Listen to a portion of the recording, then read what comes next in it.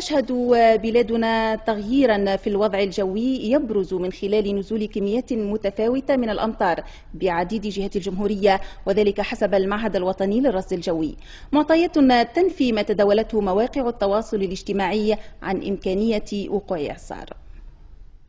تغيرات في العوامل الجوية بدأت برياح قوية إثر وجود منخفض الضغط الجوي على الجنوب التونسي الجزائري مع إمكانية نزول أمطار رعدية وغزيرة، هو ما أفادنا به المعهد الوطني للرصد الجوي. تم أمطار منتظرة ستبدأ بكميات ضعيفة إلى متوسطة، تكون أقوى شوية غدوة بالفعل، نتوقع باش تكون مؤقتة رعدية ومحليا غزيرة، خاصة بأغلب ولايات الشمال بجهة بنزرت، باجة، جندوبة، سليان، الكاف، كذلك زغوان، تونس الكبرى، نابل، وجهتي الساحل والقيروان.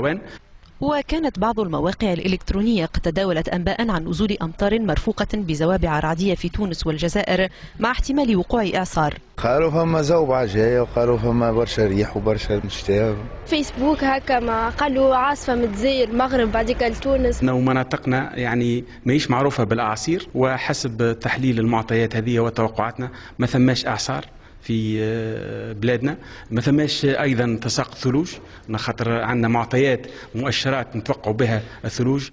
تغيرات في العوامل الجوية بدءا بانخفاض درجات الحرارة وصولا إلى نزول أمطار رعدية غزيرة ووقوع دوامير رملية في الجنوب هي أبرز ما أفادتنا به التوقعات الجوية خلال اليومين المقبلين، لكن ليست بالحدة التي شملت بها الجزائر.